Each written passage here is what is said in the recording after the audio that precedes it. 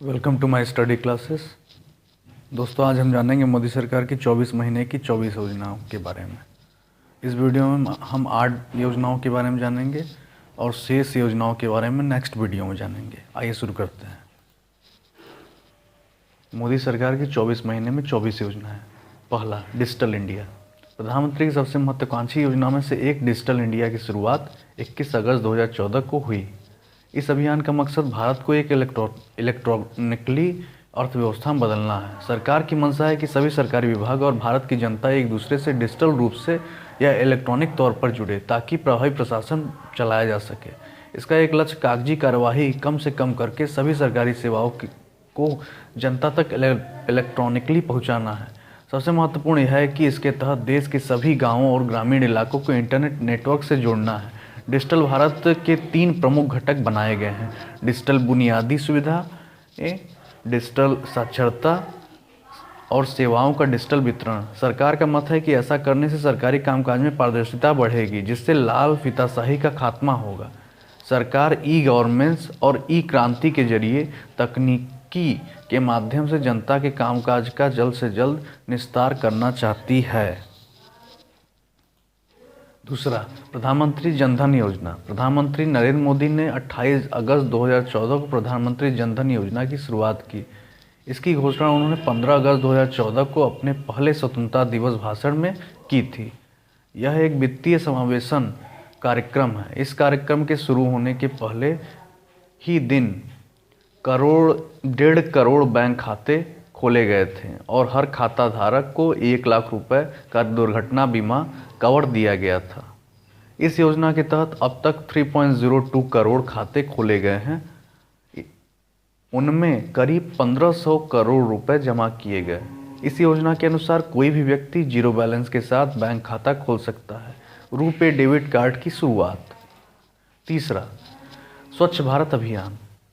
प्रधानमंत्री ने 24 सितंबर 2014 को स्वच्छ भारत अभियान को मंजूरी दी, जो पिछली सरकार द्वारा शुरू किए गए निर्मल भारत कार्यक्रम का संशोधित रूप है। स्वच्छ भारत अभियान को औपचारिक रूप से महात्मा गांधी की जयंती पर 2 अक्टूबर 2014 को शुरू किया गया। इसके तहत 2019 तक यानी महात्मा गांधी की 150वीं जयंती तक भारत को स्वच्छ बनाने का लक्ष्य किया गया। इसके तहत सरकार ग्रामीण और दूरस्थ इलाकों तक शौचालय और साफ सफाई की सुविधाएं पहुंचाने का काम कर रही है। इसमें जनता में सभी सफाई के लिए, साफ सड़कों और गलियों के लिए, अतिक्रमण हटाने के लिए जागरूकता पैदा करना भी शामिल है। शहरी विकास मंत्रालय ने हाल ही में सबसे साफ शहरों की सूची जारी की, जिसमें मैसूर नंबर 1 शहर बना। इसके बाद तिरुचिपल्ली और नवी मुंबई को क्रम से दूसरे और तीसरे नंबर पर रखा गया। चौथा, मेक इन इंडिया। मूल रूप से यह एक नारा है जो प्रधानमंत्री नरेंद्र मोदी ने दिया है। इसके तहत भारत में वैश्विक निवेश और विनिर्माण को आकर्षित करने की योजना बनाई गई है, जिसे 25 सितंबर 2014 को लॉन्च किया गया। बाद में आगे चलकर यह एक इंटरनेशनल मार्केटिंग अभियान बन गया। मेक इन इंडिया अभियान इसलिए शुरू किया गया जिससे भारत में बड़ी संख्या में रोजगार के अवसर पैदा हो और अर्थव्यवस्था को बढ़ावा मिले। मेक इन इंडिया की कोशिश है कि भारत का आत्मनिर्भर देश बने। भारत एक आत्मनिर्भर देश बने। इसका एक उद्देश्य देश में प्रत्यक्ष विदेशी निवेश को अनुमति देना और घाटे में चल रही सरकारी कंपनियों की हालत दुरुस्त करना भी है। मेक इन इंडिया अभियान पूरी तरह से केंद्र सरकार के अधीन है और सरकार ने ऐसे 25 सेक्टरों की पहचान की है जिनमें ग्लोबल लीडर बनने की क्षमता है। पांचवा, प्रधानमंत्री उज्ज्वला योजना। इसकी शुरुआत प्रधानमंत्री ने 1 मई 2016 को यूपी के बलिया से की। उज्ज्वला योजना के तहत 3 करोड़ बीपीएल परिवार की महिलाओं को मुफ्त रसोई गैस कनेक्शन दिया। प्रधानमंत्री ने घोषणा की कि आने वाले 3 वर्षों में 5 करोड़ गरीब परिवारों को, जहां लकड़ी का चूल्हा जलता है, मुफ्त गैस कनेक्शन दिया जाएगा। छठा, सांसद आदर्श ग्राम योजना। प्रधानमंत्री मोदी ने 11 अक्टूबर 2014 को सांसद आदर्श ग्राम योजना की शुरुआत की। इस योजना के मुताबिक हर सांसद को साल 2019 तक 3 गांवों को विकसित करना होगा।